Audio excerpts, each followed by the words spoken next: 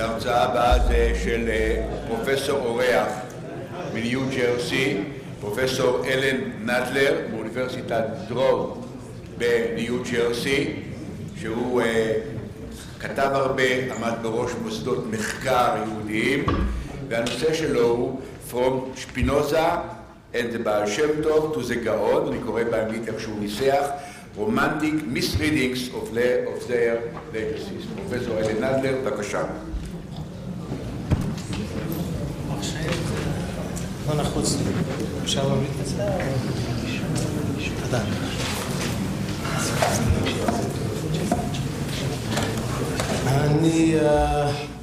אני אתחיל בהתנצלות שאני אעשה את דבריי לא בעברית אלא באנגלית. אם אני מדבר, כשאני נואם בעברית זה לוקח הרבה זמן. כן נשב לעזוי...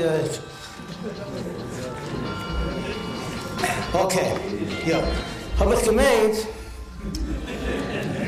als wir bald wir reden wegen dem Wilden Grün, sollen wir doch reden Jiddisch. Wer von euch versteht nicht kein Jiddisch? Okay, good. Mimi came along with him Yiddish. Ah, that's a lot more people. Okay. So I guess English. I'm simply handicapped in that if I lecture in Hebrew, which I'd love to do, it would take me, it would be very slow and halting. And our time is already compromised, so let's get right to it. I'll begin with a well-known, as our chair did, with a well-known Mamar Chazal, Agadata, that you all know, I'm sure, so I don't even have to finish it. I'll just start it. Moshe Rabbeinu finds himself in the yeshiva of Rabbi Akiva. You all know the story? No? Quickly. Moshe Rabbeinu sees the Kodesh Baruch Hu as a sofer, doing some very fancy calligraphy. And he says, what's this for? And he says, in future days, I'm paraphrasing, there will be such a great Talmid Chacham that he will be able to interpret al kol tag v'tag, on every little, every calligraphic crowns, yes, on the crowns, tilei tilim shel halachot, right? That's what he says. I got to meet this man, Moshe Rabbeinu says. Poof, back to the future. Moshe Rabbeinu is sitting in the Beis Midrash of Rabbi Akiva. And Rabbi Akiva is teaching. And it says, Nechlashta, Moshe Rabbeinu, I'm not going to, it'll be all English, all translations. So otherwise, in America I have the opposite problem. Too much Hebrew and then, okay. So Moshe Rabbeinu feels badly because he has no idea what Rabbi Akiva is talking about. He doesn't understand him at all. Until one of his students challenges Rabbi Akiva, how do you know this, Rabbi? And he says, Halacha l'Moshe miSinai. And then Moshe Rabbeinu felt better. Oh, at least it's from me. And the reason I mention this is, first of all, because I'm going to be dealing with the problem of romantic misreadings that project things retroactively and archaically, I would say, anachronistically even, on earlier figures. Spinoza, I decided to eliminate the Besht because there's no time for the Besht. And this is a Vilna Gaon conference, and why insult the Gaon by talking too much about Chassidim? The Besht is a parsha b'fnei atzma. There's an incredible amount of historiography that, beginning with scholars, towering scholars such as Jacob Katz and Gershon Sholem, and many, many others, Dubnov, even going back to Dubnov, who see in Hasidism the beginnings of modernity. And that's where the projections begin. Now, there are legitimate historical methods by which social historians and even intellectual historians can make certain claims about the almost prophetic nature of the thought of earlier figures. But if it's not carefully contained, and I'm going to be talking a lot about methodology and not makaros, no handouts, you don't have to, you can sit back, relax, and just listen, you don't have to learn any Torah. There's a huge methodological problem in the reception, and I have to say, especially here in Israel, of the Gaon of Vilna. So I'm going to be discussing that and by way of comparison, I will be discussing an even greater distortion of the legacy, so to speak, of Spinoza. Let me just say at the beginning that Spinoza, there's a huge literature about Baruch Spinoza, claiming him to be just about everything that evolved after his lifetime in Jewish history. Spinoza was the first Reform rabbi, he was the first conservative rabbi, he was the first modern Orthodox rabbi, he was the first Yiddishist, he was the first Zionist, and that particular issue, Spinoza as a prophet of Shivat Zion and Binyan Medinat Yisrael, there's a huge literature about that. And great scholars have written very seriously. Eliezer Schweid and Yosef Yerushalmi, and Yosef Yerushalmi was my teacher, and on and on and on. Yirmiyahu Yovel. There is a very large and fantastic, in the literal sense of the word, literature arguing that Spinoza advocated for the rebuilding, for the reconstruction of the Jewish state.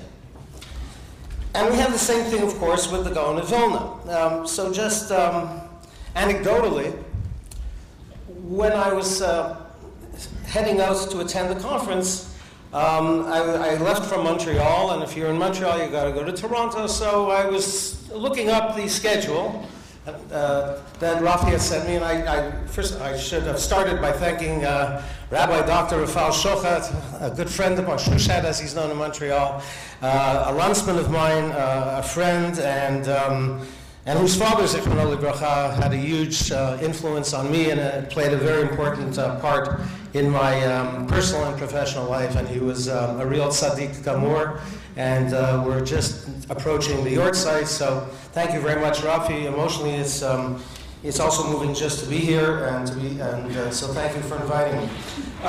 So I was looking up the schedule for the conference, so I Googled, and you can try this, you'll see it. I Googled Bar-Ilan University, Gaon of Vilna, right? What came up was an article by Rabbi Shmuel Yaniv. Is he here? Okay, is he alive? Yeah, Baruch Hashem, okay. He lives nearby. Oh, he lives nearby. It's a shame. Okay, so, and what I read is that the Vilna Gaon, I didn't Google the Vilna Gaon, the state of Israel, Shivat Zion, the Gaon of Vilna, Bar-Ilan University, and an article came up under the auspices, I guess, of Bar-Ilan University, called the Vilna Gaon and the Vision of Redemption, and it begins with the words, to understand the Gaon, you have to understand the words Reishit Smichad Geulatenu, which anyone who knows the Tefillah Lishlam Amdina knows those words. And it ends with the following, since we just heard a very fascinating talk about Goral Hagra, and we heard about the Chavetz Chaim. I wasn't planning to do this, but the Vilna Gaon, I'm just quoting from this article that I found. The Vilna Gaon, divinely inspired, foresaw the building of the state of Israel and said that before redemption, there must be dreadful destruction in the diaspora. And noted the verse, but on Zion's mountain a remnant shall survive and that shall be holy.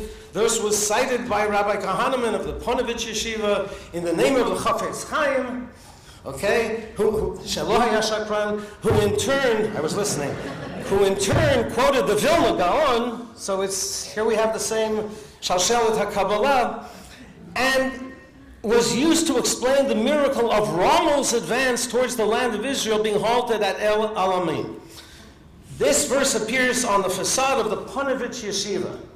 Now, that I don't know, but you probably know that, right? Okay, so it's verified. So, what kind of history is this? Well, it's no kind of history. It's not only methodologically problematic, it's also and distortive, but it's also insulting. It's insulting to the Gaon. It's insulting to the people of his generation, and it's insulting to the intelligence of even of the historians who write, or scholars who write in such a way. But I figured, okay, this is a yotzei dofen. I mean, this can't be the common perception of the Gaon of Vilna right here at bar-Ilan University. So I decided, well, I didn't decide anything.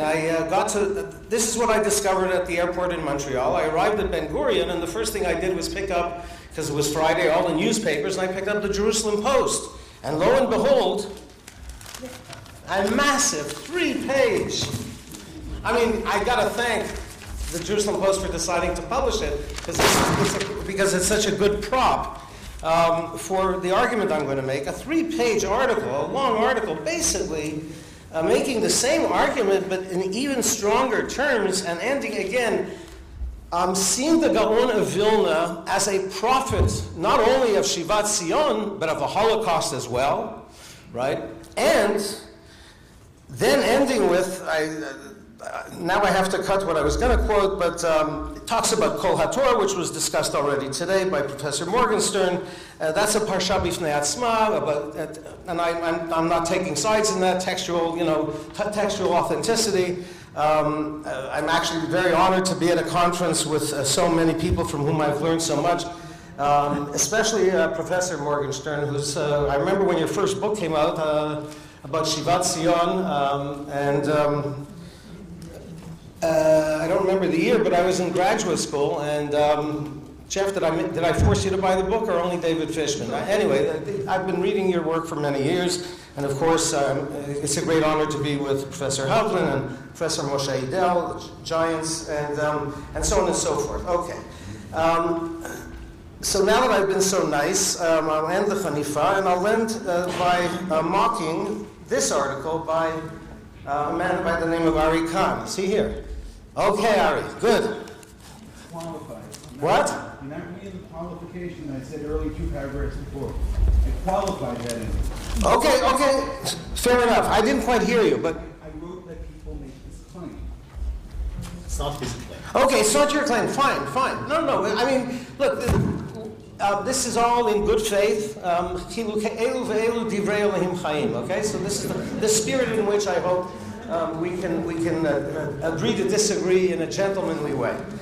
But you did end the article by writing, the land of Israel itself, which is now bursting with life and buzzing with creative energy, and this conference is proof of that, that's all right, came back to life at least partially due to the self-sacrifice and labor of his students and followers 300 years ago. All of this was unimaginable by anybody except for one man, and here's where I take issue, the Vilna Gaon. So it's a very rich article, and it provides a lot of great information, but for me it's especially valuable because it allows me to emphasize that this is not a meaningless academic polemic. The question of foreshadowing history in this way and claiming, it is the problem really of precursorism, right? Or claiming that someone is a harbinger of something that they could not possibly have imagined. And this is a huge problem methodologically, and historians have to be very careful, and I think delicate, because this can lead to all kinds of unintentional but terrible distortions. So let me say this as a provocation. Do you think it's plausible that anyone was running around Tel Aviv or Jerusalem on June 5th, 1967, screaming, "The Six-Day War is beginning. The Six-Day War has now begun"? Obviously not. Why? Because they couldn't have imagined. There was no way for them to know what would happen. There was no way of them to foreshadow or to foresee unless the person actually was a prophet.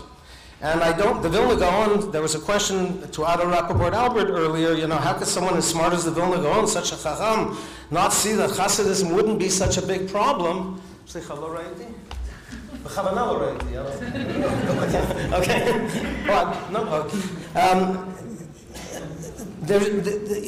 The answer is, I think, quite simple. Their Vilna Gaon is gewein a chacham aber nishkin navi. He was a chacham, but he wasn't a navi. He could not possibly have known that there would be a hamtana, that the extreme behavior of certain early Hasidim, like the Kaliskers, that things would tone themselves down, and they might not have, were it not for the opposition of the Misreadings. Similarly, in 1618, just another example that has been used by other scholars who deal with the problem of foreshadowing history, and even worse than backshadowing it, as if to shame those who couldn't foresee it. And this is a problem, especially, I have to say, in Zionist historiography. It's a problem not only among historians, it's a problem in some of the finest literature produced by Israeli writers. Aaron Appelfeld, for example. Badenheim, 1939. I mean, you read that and you say, how could these foolish Austrian Jews not have known what would happen? And in the same breath saying the Holocaust was unimaginable. The unimaginable happened, but how did the Jews of the Galut not realize that it was going to happen? That's the problem. The problem is not only that it's shoddy historical practice, it's not even historiography, but it can result when you say please more 5 minutes, that means you want more than 5 minutes? Or rak chamesh okay, that's my okay. Okay. Absolutely. So let me then just call your attention to a few things that you may find interesting, and to a few sources if you're interested in pursuing this. Let me go back to Spinoza. Spinoza in the Theological Political Tractatus, in the third chapter, at the very end of a chapter in which he viciously attacks the pretentiousness and the childishness and the arrogance of the Jews for calling them a chosen people, right? This is chapter 3 of the Theological Political Treatise is probably one of the most anti-Semitic pieces of writing of the 17th century. It is, and I'm not the first to say that it's how anti-Semitic. Spinoza, Arthur Hertzberg said the same thing, and I heard him say it, and as did the great Yiddish writer Chaim Grada, who was a Spinozist. But he says, Spinoza's gewähnt der größte Anti-Jid in der Geschichte von den Jiden. Okay. There is a huge Zionist historiography about Spinoza. It begins, I guess, in the 1920s. There are piles of sources. A new book just came out by Daniel Schwartz about the reception of Spinoza in Jewish literature, in Hebrew, Yiddish, and English Jewish scholarship. And it consists of about 15 chapters. The last chapter is the best one because it's something I had published years ago and is now in the anthology, so you should buy the book. But in the 1920s, 1927, most famously, Yosef Klausner on Harat Sofim, at his inaugural lecture as the professor of comparative literature, or Hebrew and comparative literature, spoke about, his lecture topic was Ha'ofi Hayudi Shel Torat Spinoza.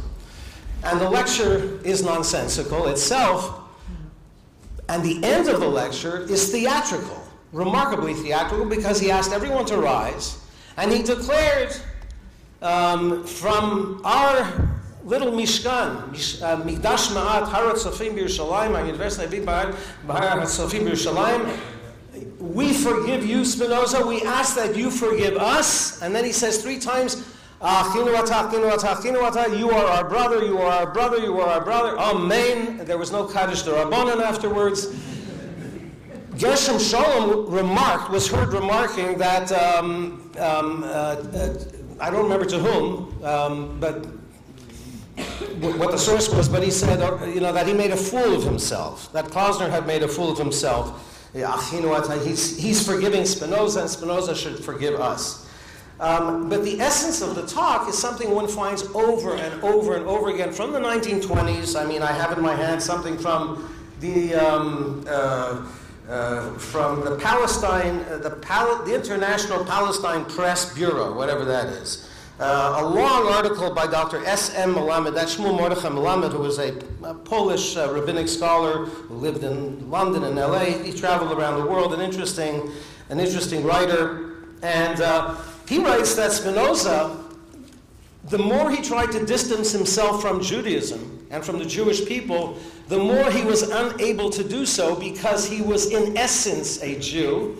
And that's why at the end of the 3rd chapter, where he is trying to prove that the Jews in this day have nothing that they can claim beyond that of any other nation, and in fact have less because they don't even have a state, at the very end, Spinoza says the following, and I'm citing from memory. He says, as to their theocracy, as to the Jews' ancient theocracy, which he has no use for, of course, because Spinoza's whole purpose was to separate politics and religion, who knows? Maybe God will choose them again. So fickle are human events that maybe God will choose them again and they will restore their ancient theocracy.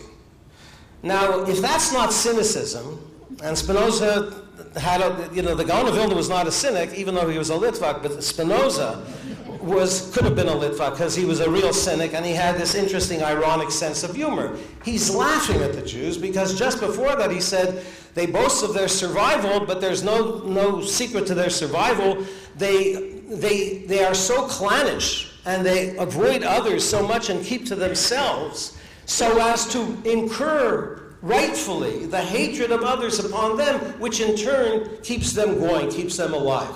Now, how a man like that can become the prophet of Zionism and Yishuv Eretz Yisrael and Medinat Yisrael is remarkable. Now, there are parallels, and I'm summing up now.